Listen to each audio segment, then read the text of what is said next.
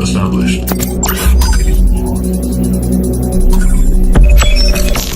Bismillahirrahmanirrahim. Assalamualaikum warahmatullahi taala wabarakatuh.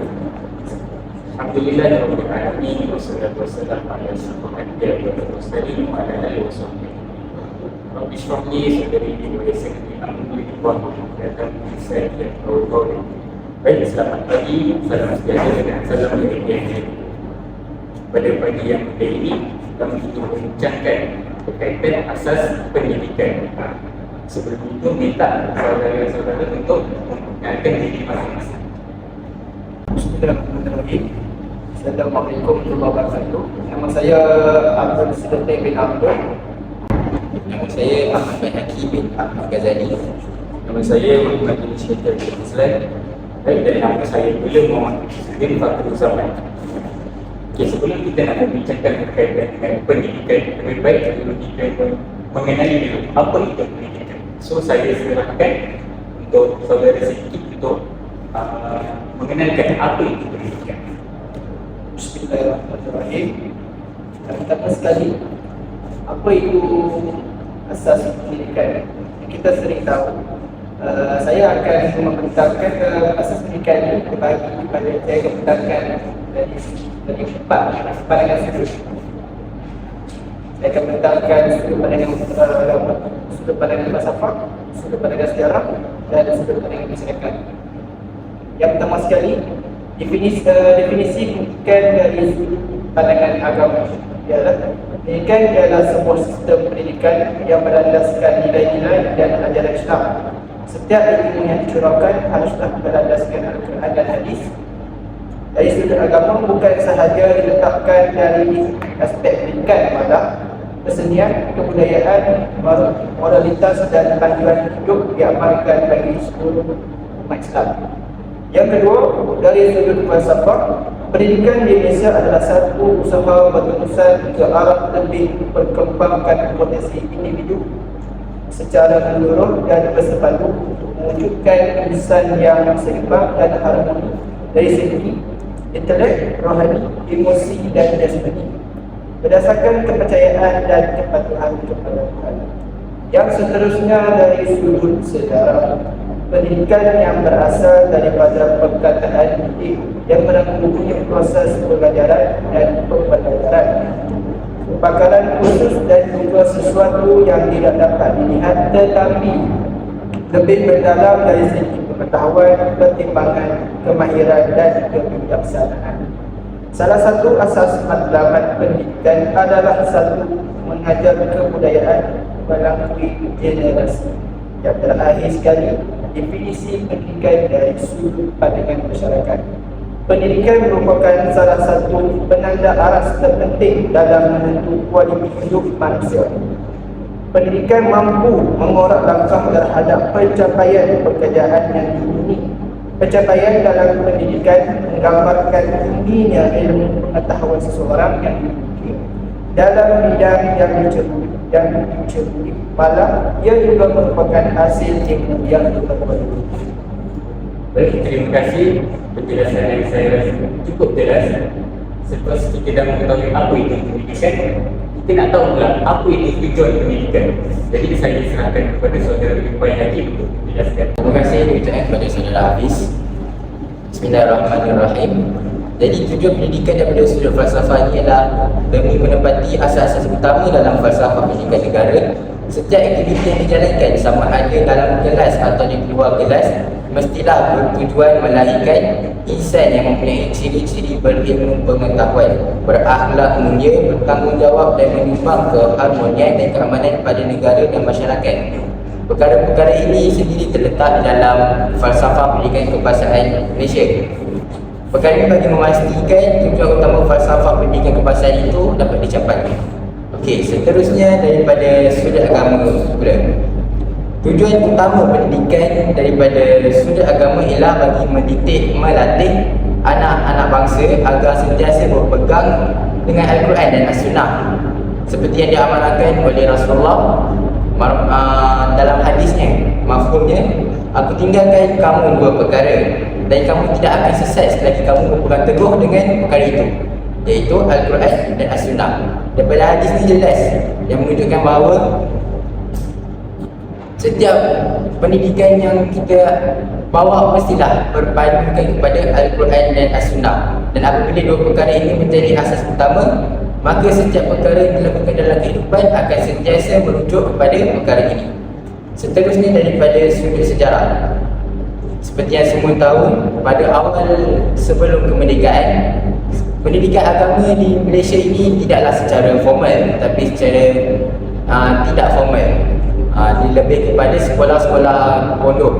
Sekolah-sekolah agama ini diajarkan di masjid-masjid dan juga sekolah-sekolah pondok, dan tidak diberi peruntukan pun di dalam kerajaan pada era penjajah tersebut. Jadi selepas merdeka sahaja, pendidikan Islam ni semakin ditekan, dan di dalam laporan Rahman tadi diwajibkan untuk setiap sekolah mewajibkan pelajaran pendidikan Islam sekiranya murid di sekolah tersebut mempunyai 15 orang yang beragama Islam atau lebih. Apabila wujudnya akta ini, perkara ini bukan sahaja dapat memupuk semangat cerita akan agama Islam itu sendiri, malah dapat memupuk semangat perpaduan dan di dalam kalangan anak bangsa, serta dapat menyelaraskan sistem pendidikan di Malaysia ini. Dan daripada situ lahirlah generasi yang cerdik dan pandai. Seterusnya, daripada pandang sisi masyarakat, tujuan pendidikan kepada masyarakat ini ialah memastikan masyarakat mendapat pendidikan yang terbaik, sama ada dari segi akademik maupun dinia. Selain itu juga bagi mengembangkan lagi potensi anak-anak di Malaysia.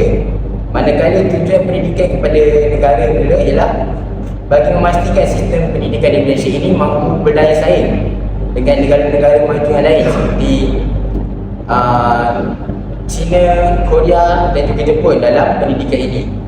Bukan sahaja kita dapat memajukan daripada sudut pendidikan, malah bila anak-anak bangsa kita terdidik dengan betul, kita dapat memajukan sekali, dapat mengharumkan nama Malaysia dan juga memajukan sekali ekonomi negara.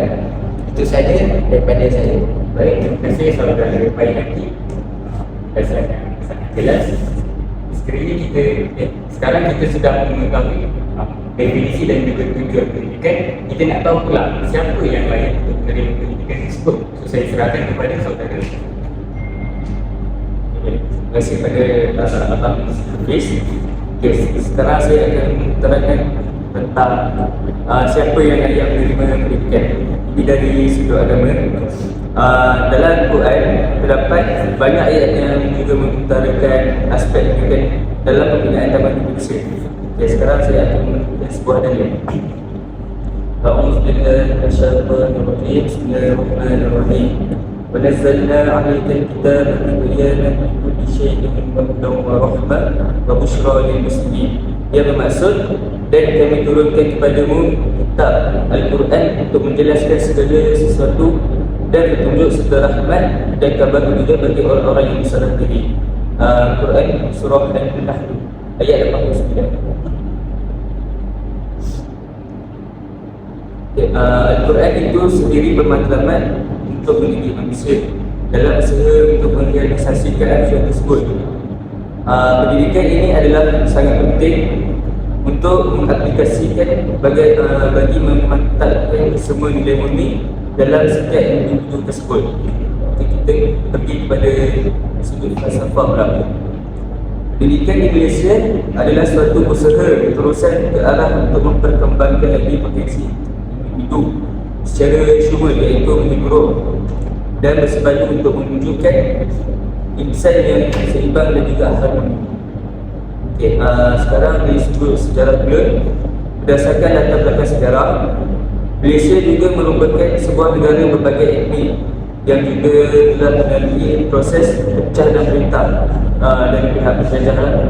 Justru itu, ia juga merupakan satu realiti yang mempengaruhi ruang pendidikan sehingga terbentuknya menjadi pendidikan yang berguna. Sekarang yang terakhir sekali ialah dari segi masyarakat. Sistem masyarakat Melayu telah bermula sejak kewujudan tanah Melayu.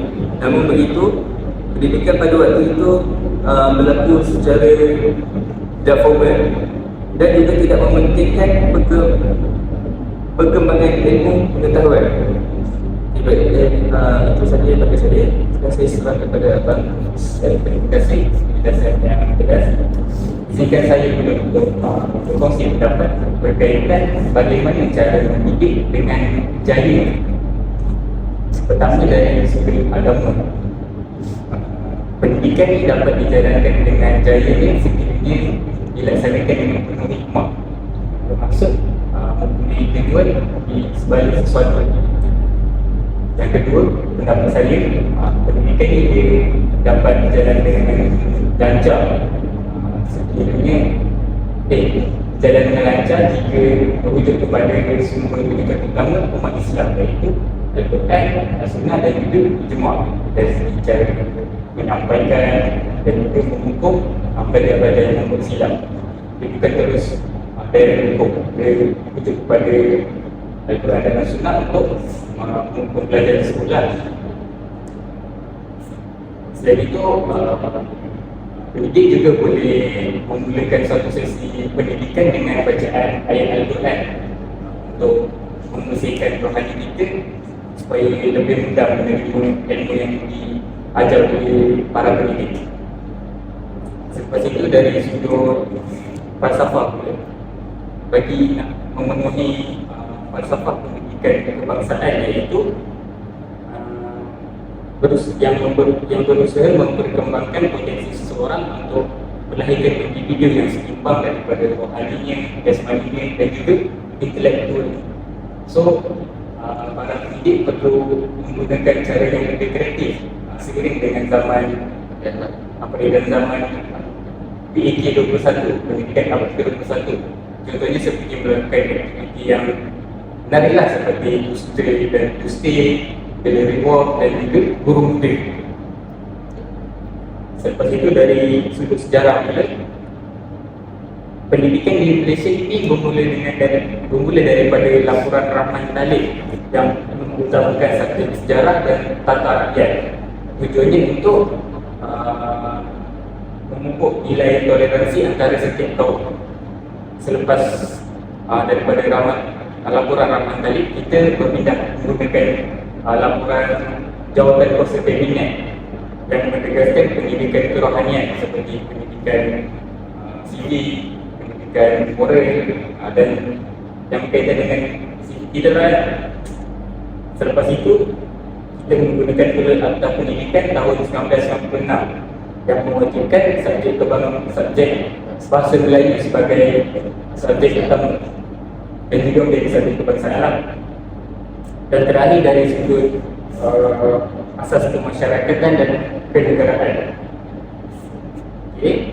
Pendidikan dalam masyarakat dapat dilaksanakan dengan penumbuhan sekolah kebangsaan yang mengambil pelbagai pelajar daripada pelbagai kaum, tanpa menjadi orang boleh, bangsa, agama. So, dari sini kita dapat memupuk nilai toleransi seperti yang seperti objektif daripada laporan Rahman Talib tadi. So, pendidikan sekolah kebangsaan ini dia mewajibkan pendidikan bahasa Malaysia supaya setiap daripada kaum yang berbidang yang berbeza agama tadi dapat berinteraksi menggunakan bahasa Malaysia supaya lebih mudah berkomunikasi dan mengamalkan sikap toleransi antara satu sama lain. Baik, itu saja pendapat saya berkaitan dengan bagaimana cara mendidik dengan jaya. Itu saja pementaran kami pada hari ini. Wabillahi taufiq wal hidayah. Assalamualaikum warahmatullahi wabarakatuh. Sekian, terima kasih.